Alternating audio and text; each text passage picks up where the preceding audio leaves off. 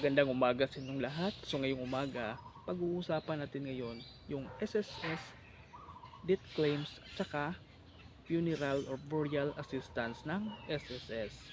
So ang tanong dito, ano ba yung qualification para magkaroon ka ng claims sa SSS at magkaroon ka ng ganong benefits? Pero bago ang lahat, bago ko pagpatuloy aking topic ay huwag niyo pong kalimutan mag-subscribe sa aking YouTube channel. So, itong experience na sinasabi ko ngayon, itong sinasabi ko ngayon is actual talaga na experience na nangyari sa realidad ng buhay, lalong lalo na po sa akin. Kasi isa po ako sa nawala ng minahal sa buhay, yung aking asawa. At siyempre, bilang SSS member, yung iyong asawa, ay meron kang makukuha na claims na tinatawag na death claims, tsaka merong funeral or yung burial na assistance. Ang tanong, paano nga ba yan i-process? So napaka-importante dapat para makuha mo yung claims na yan. Napaka-importante is paalam mo sa barangay, kung saang barangay ka man sa buong Pilipinas, kung saan ka nakatira. Tapos meron siyang ibibigay sa iyo na form na patunay na yun yung pizza o anong oras yun na lumisan. Tapos siya naman yung magbibigay ng form at ibibigay sa mismo mga kamag-anak na i-process doon sa municipality na sa yung LGU on municipality. So importante doon magbabayad ka ng 200 dati based on my experience para sa death certificate.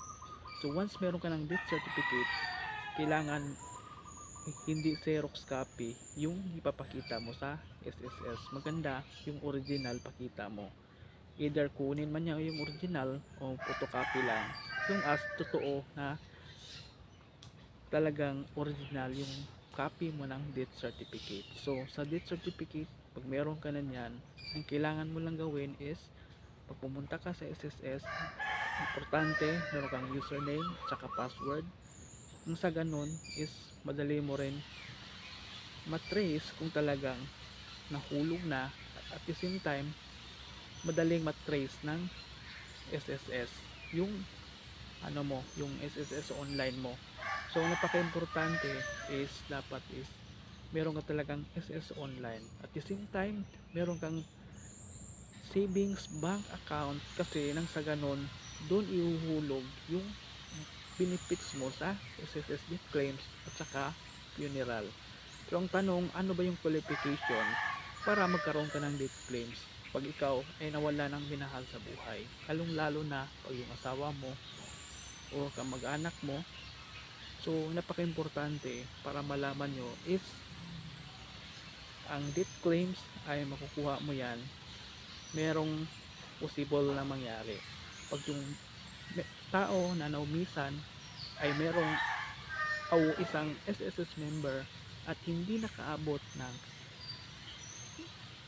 3 years yung kanyang hulog sa SSS, ay lump sum po yung makukuha niya. Ibig sabihin, kung magkano yung amount na naipon sa loob ng 3 years na yan, ay bulto po ibibigay. Meaning, ibibigay po yon lahat.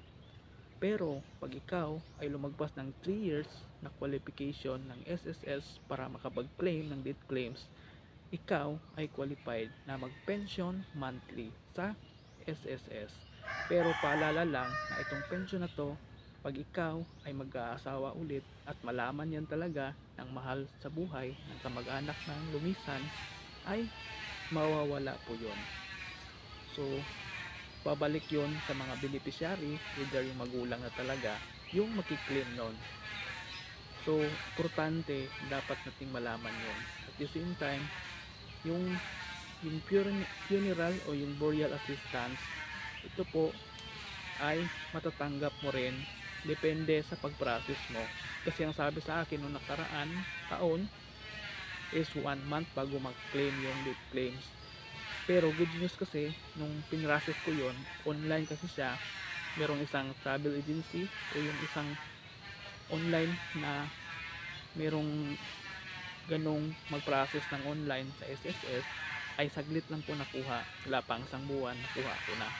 Ang tanong, magkano ba yon? So, yung nakuha ko noon dati ay 21,500. So, yun po yung burial o yung funeral na natanggap ko dati. Pero, tandaan na dapat is gamitin nyo ng mabuti, gamitin nyo. Ang sa ganun is talagang makikita ng kamag-anak na talagang yung pera na natanggap mo is talagang mapupunta sa pangailangan dun sa paglibing, lalong lalo na sa ganon, sa mga gamit sa pupunta sa cemetery o mga gamit o materialis. So napaka-importante na makita rin nila yun.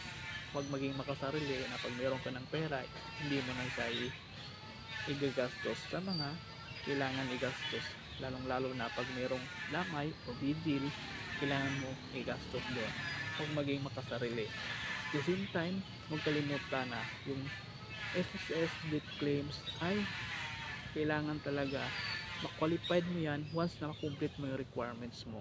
Yung valid IDs mo, napaka-importante, meron kang valid IDs, tsaka merong proof na talagang yung